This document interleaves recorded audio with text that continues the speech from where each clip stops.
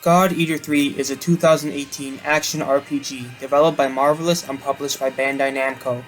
In a post-apocalyptic world covered by continuously expanding ashlands, ravaged by unstoppably destructive ash storms, and overrun by all-consuming monsters called Aragami, mankind seems doomed to extinction. Living in underground communities called ports, the remnants of humanity have grown isolated from each other, while ethics and morality have been discarded in favor of survival. You are an adaptive God-Eater, or Age, one of many individuals who have been mutated to superhuman levels by oracle cells extracted from Aragami. Wielding a God Arc, a massive weapon that combines biology and machinery, Ages are forced into constant labor by the ports that own them. As an Age whose only home is in the prison or on the battlefield, you must find a way to rise up and fight against the despair of the world. Despite a decent premise, the game's only redeeming qualities are its fast-paced combat and deeply customizable systems. The game was met with mixed to average reviews, and was particularly criticized for its boring story, inauthentic characters, and lack of varied content. However, out of a deep affection for this title, along with an appreciation for its fusion of gameplay and storytelling, I feel compelled to present a defense for God Eater 3. In this video, I'll be analyzing how God Eater 3's core systems convey the main themes of the game, better than the story does. The main story is a broken mess. Its pacing is all over the place, the cast of characters aren't particularly deep, and certain details, events, and relationships aren't explained nearly well enough. If you adapted the plot into a non-interactive medium like a novel or animation, it wouldn't work because the narrative events all fail to deliver a coherent, focused message. However, the core mechanics do. Early game progression systems, cooperation with allied characters, certain boss-enemy mechanics, and the game's multiplayer function all deliver a central narrative on the importance of genuine understanding and connection in a human relationship. Once you've understood, accepted, and overcome the differences between yourself and those around you, nothing can stop you from arising amidst the ashes.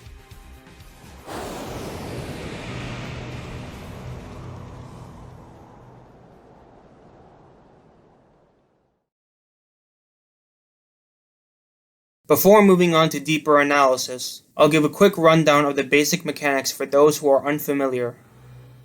On the surface, God Eater 3 is pretty normal for an action RPG. When in the Ashlands, you can move around by running, sprinting, jumping, and dodging.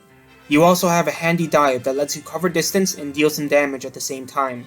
For combat, you carry a God Arc, a transforming weapon that can morph between a melee, gun, and shield form.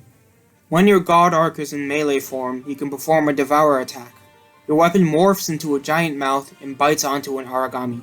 A successful Devour attack allows you to enter Burst, a heightened state in which a God Eater has increased attack and defense, along with a double jump. Each Devour attack also grants one Link Burst round, a special bullet that can be fired at allies to raise them into Burst, allowing teammates to support each other in the middle of battle. If a God Eater's health reaches 0, they'll collapse and lose a life. They then have two options: use up another life to return with full health, stamina, and oracle points, or wait for an ally to revive them using Link Aid. In between missions, you'll roam around your headquarters, the Caravan Chrysanthemum. Here, you can converse with your teammates and prepare for the next mission by upgrading your God Arc, trading various items, and customizing your loadout. That covers the game's basic mechanics.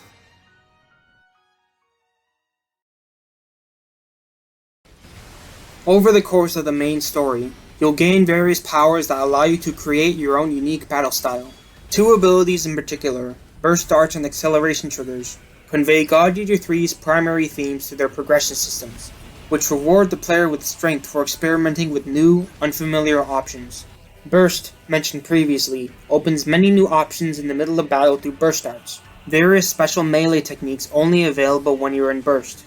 Burst Darts are all versatile in their functions and effects. Dagger Dance increases the strength of your basic attack combo. Sylph Feet is an aerial attack that restores more oracle points per hit. And Dead End pierces armor. As you use a Burst Dart in battle, it will progress towards the next level, strengthening its effectiveness. Leveling up certain Burst Darts also unlocks new ones, encouraging you to branch out and try out different options until you find the one that suits your needs. In a similar vein, Acceleration Triggers reward you with more power for trying and understanding new, unfamiliar customization options.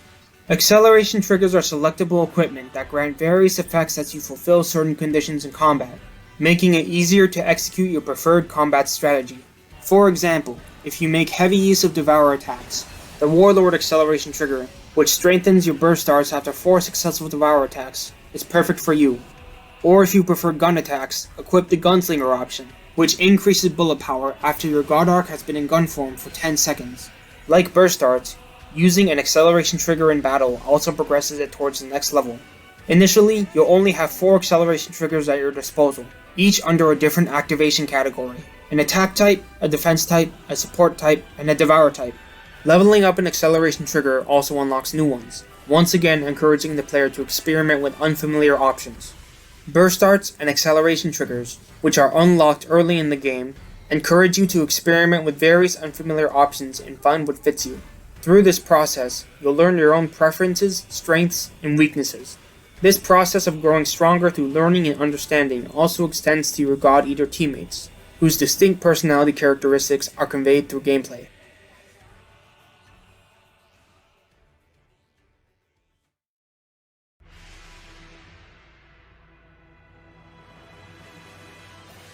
While the supporting cast isn't exactly given strong characterization throughout the main story, their behavior in the Ashlands takes what little personality's been given to them and runs an entire marathon with it.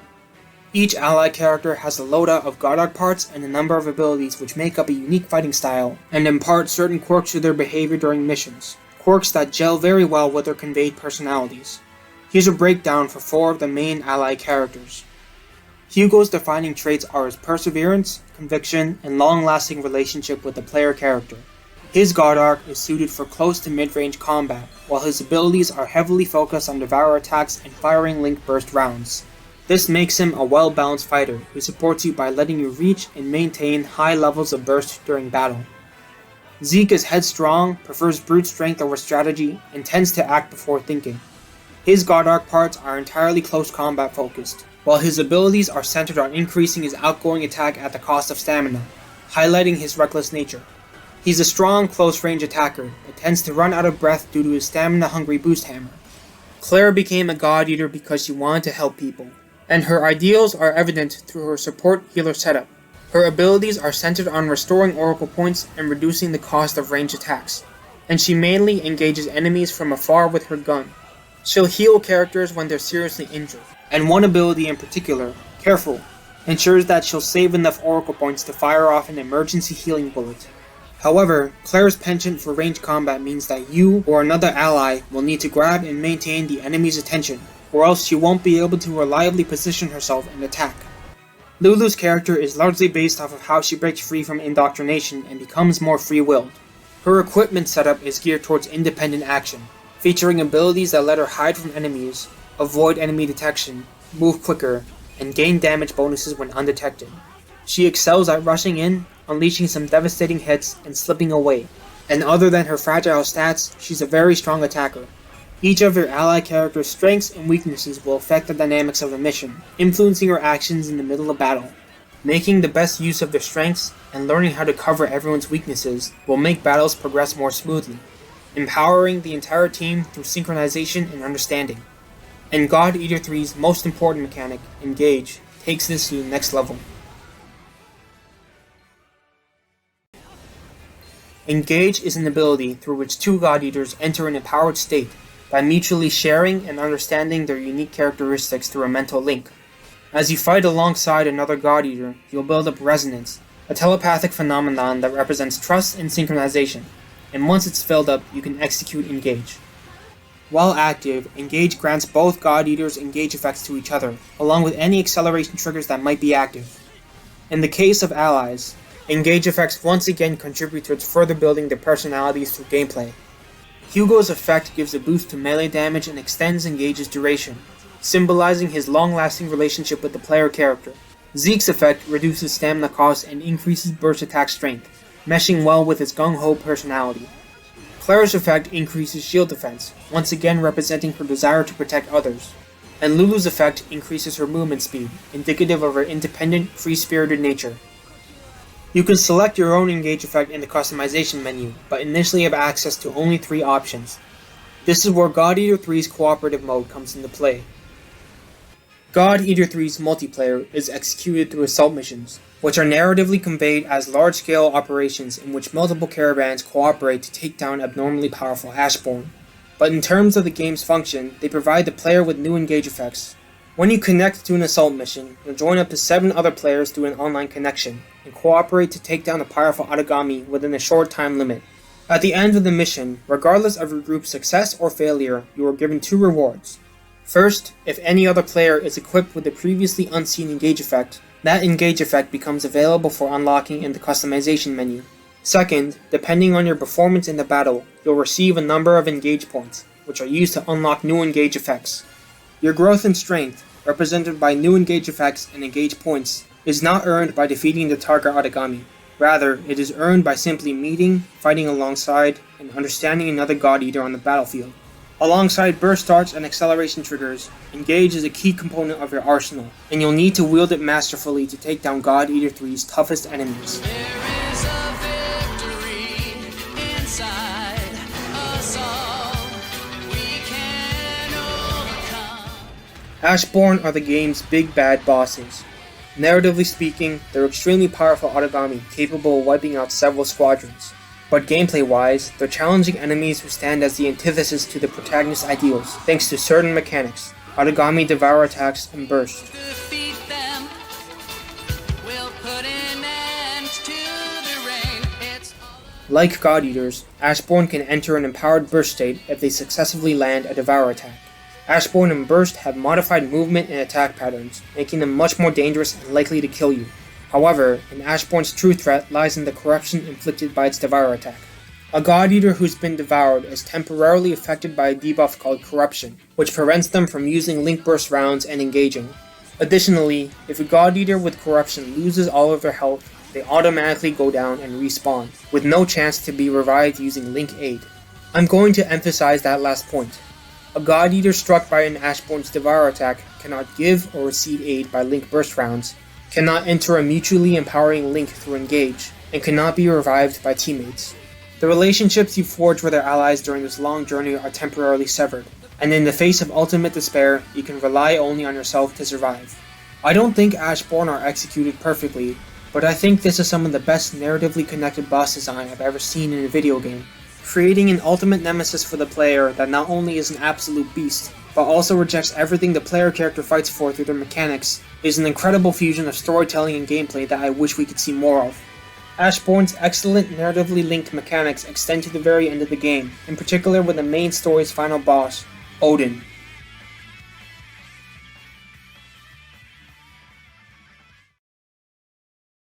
In order to discuss Odin, I'll need to briefly summarize later portions of the main story. Gleipnir, a military organization responsible for enforcing law and ensuring humanity's survival in the Ashlands, uncovers a long-lost technology called Odin that supposedly has the ability to neutralize and eliminate the apocalyptic Ashlands. However, Odin's power source is the adaptive oracle cells found in God Eaters. In other words, it runs by consuming the bodies of ages. Leveraging their authority, Gleipnir begins hunting them down, eliciting a retaliatory response from an age resistance group called the Crimson Queen, and inciting an all-out war throughout the Ashlands.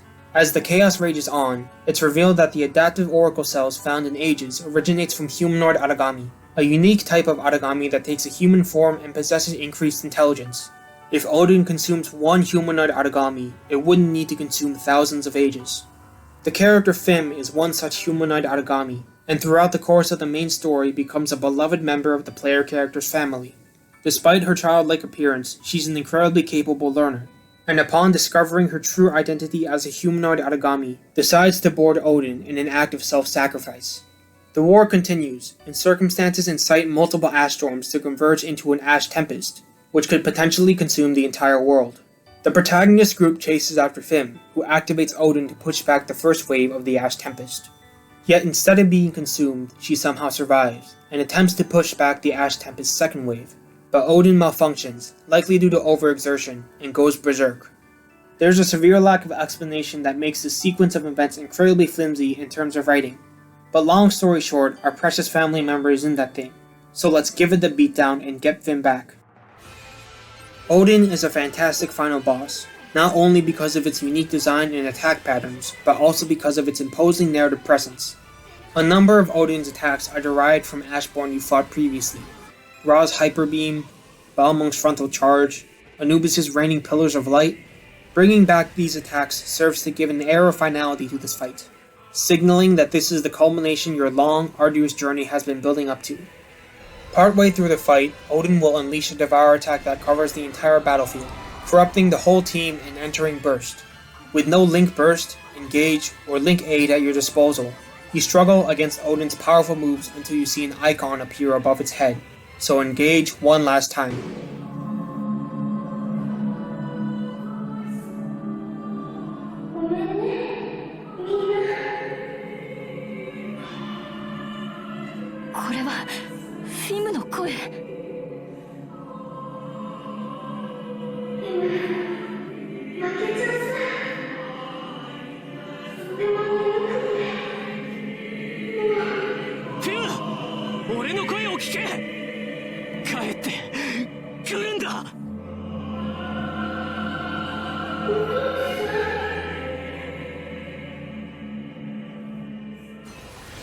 Defying all possibility, your voice reaches Fim, and the Engage effect Bonds of Light activates.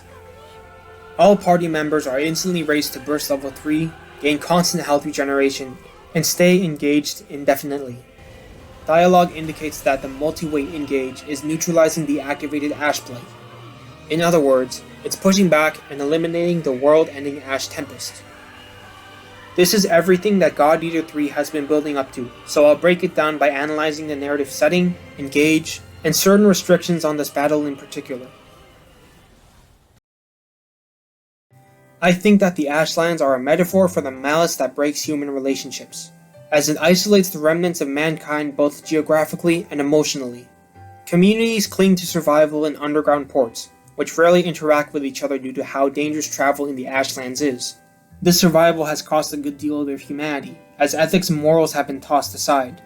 Ages are treated as disposable assets, and even young children are forced to become ages and scavenge for materials from the Ashlands. And in the face of broken human relationships, ages wield Engage as the answer. In an earlier mission, Hugo states that Engage is strictly a one-on-one phenomenon, as a God Eater's brain could get overloaded by trying to process too many different minds at once. So why can the party perform a multi-way Engage? I think it's because the group's thoughts were perfectly synchronized during this last battle. Everyone loves Fim and wants her to come back, and will stop at nothing to bring her home. Additionally, I think it's because of their unique composition and familiarity with each other. The protagonist group is the only organization we see that has humans, normal God Eaters, and ages all living together as a family. This point ties into restrictions in place during the last mission. Specifically, why Claire is a mandatory party member in the fight against Odin. There's a reason that Claire is depicted to be particularly close with the player character in Fim during cutscenes.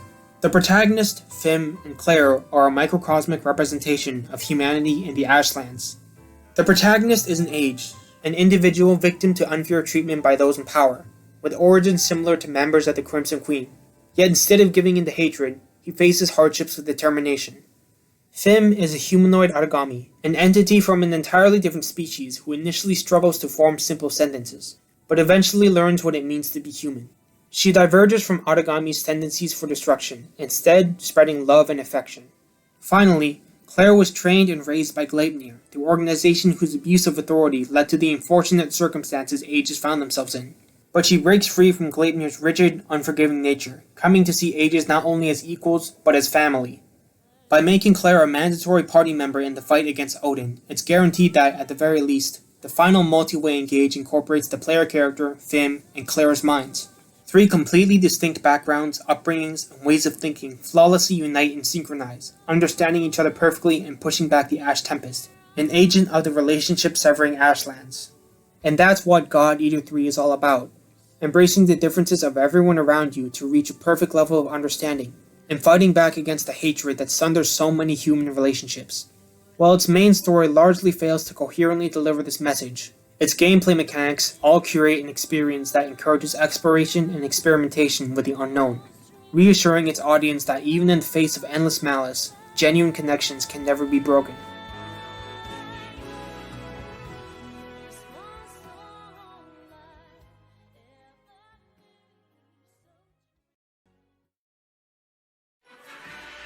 God Eater 3 certainly isn't perfect, but I think it deserved more credit for its great fusion of narrative themes and gameplay, carefully guiding the player and creating their own unique battle style, representing allies' personalities through their behavior in the Ashlands, gaining strength through the mental link provided by Engage, and facing off against bond-severing Ashborn, all build up to the final fight against Odin.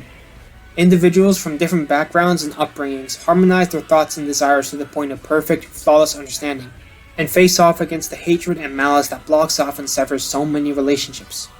The multiplayer function only reinforces the game's message, granting new abilities as you battle alongside people from around the world. Standing with others and understanding how you're all different makes you stronger than ever, and nothing can stop you from arising amidst the ashes. 出るぞ、お前ら。負ける気がしねえ。俺たちは負けない。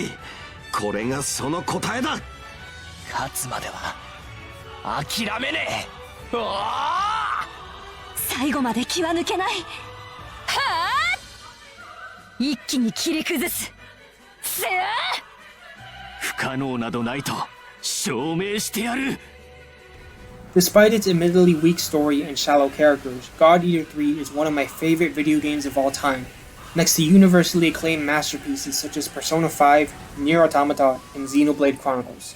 By using moment-to-moment gameplay as a storytelling technique, it takes advantage of video games' interactive nature, an advantage it holds over other mediums like literature and film.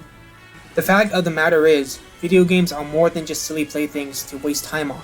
They're art, deserving of respect, care, and effort just like any other storytelling form. So remember God Eater 3. Don't let it die in the Ashlands. Because in a world like ours, we always need more trust and understanding.